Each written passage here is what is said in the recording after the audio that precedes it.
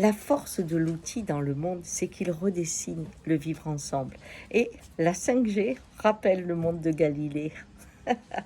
Pourquoi? Galilée, quand il est expliqué, comme Copernic avant lui, que la Terre eh bien, n'était pas le centre du monde, que le Soleil ne tournait pas autour, bon, on pouvait encore en douter. Mais quand la lentille a existé, et lui, il adorait la lentille, Galilée, eh bien, plein de nouveaux astronomes ont pu vérifier de visu, c'est le cas de le dire, qu'il disait vrai. Et cela a changé le regard de l'ensemble des populations sur le monde.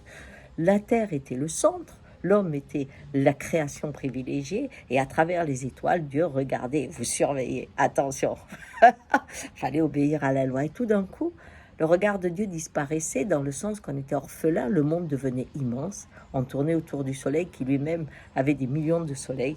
Et là, en devenant infiniment petit, en perdant cette position de centre, eh bien l'homme a respiré, la science, quelque part, a pu s'épanouir. Bien. Alors, vous allez me dire, la 5G, Gisèle, qu'est-ce que tu racontes? La 5G nous remet la haute surveillance. Mais évidemment, elle vient de la Chine. Ça fait des dizaines d'années qu'ils sont sous haute surveillance humaine. Maintenant, ils sont sous haute surveillance d'intelligence artificielle au nom de la sécurité. Et ils trouvent ça très très bien. Bon, nous, on avait connu la démocratie, le libre arbitre, l'individualisme, enfin bref, toutes ces choses-là.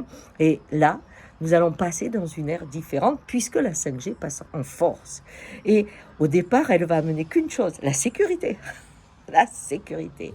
On va dire, oh, c'est extraordinaire, on va être connecté, on va gérer les flux des voitures, on va pouvoir remettre des usines qui géreront les robots, parce que l'intelligence artificielle pourra gérer des robots, donc on n'aura plus besoin de personne, il y aura 2 ou 3 pelés qui s'occuperont de l'usine.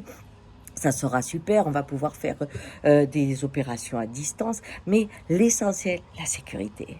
La sécurité. On saura exactement qui fait quoi, où on fait quoi. On vous dit aussi qu'on gérera l'énergie, c'est-à-dire qu'on éteindra la lumière quand on en aura besoin. On va pouvoir, votre maison va être connectée. Elle saura quand vous devez vous coucher ou pas, à la rigueur. Mais le monde, vous serez à nu. Vous serez à nu, donc vous serez sous haute surveillance. Ça ne sera pas Dieu qui revient derrière les étoiles. Ça sera l'intelligence artificielle avec un dictateur derrière qui va pousser les choses. Sauf que dans cette vision du monde qui au départ part dans une idée de sécurité qui finit sécuritaire, eh bien, il y a un problème. C'est que nous allons rentrer dans une époque de raréfaction des ressources. Et si je tisse une toile de surveillance avec cette puissance, alors selon qui commande, cela peut être très dangereux. Si supposons celui qui commande est un être extrêmement généreux, qui aime la nature, qui aime les animaux, qui aime tout ça, même si l'impact écologique de la 5G peut être perturbant, et Dieu sait que si vous en parlez à mes vaches, vous verrez, parce qu'on a déjà une expérience là-dessus, qui, je crois que c'était en Suisse, a montré que la personne, vraiment ses vaches ont été handicapées. Bon, eh bien, même si on sait ça, cette toile pourrait faire en sorte qu'on devienne bienveillant avec les plus fragiles, qu'on surveille les forêts, qu'on regarde bien les espèces. On pourrait le voir sur ce côté-là, mais c'est pas ça ce qui vont amener les commandes de cet outil fabuleux. Et c'est là où est le problème. C'est que si le prédateur reste aux commandes, alors cette 5G nous prévoit des périodes difficiles dans cette traversée de la raréfaction.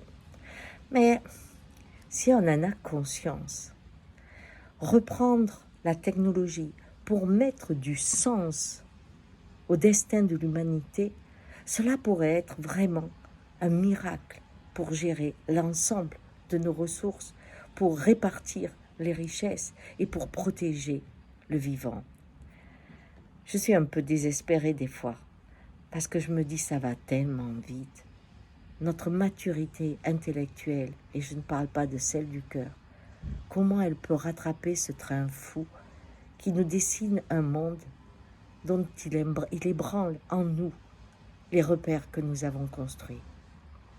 Alors, on fait des cercles pour bien réfléchir afin de mettre en conscience et peut-être de se battre pour mettre un peu de temps dans l'application de cette 5G.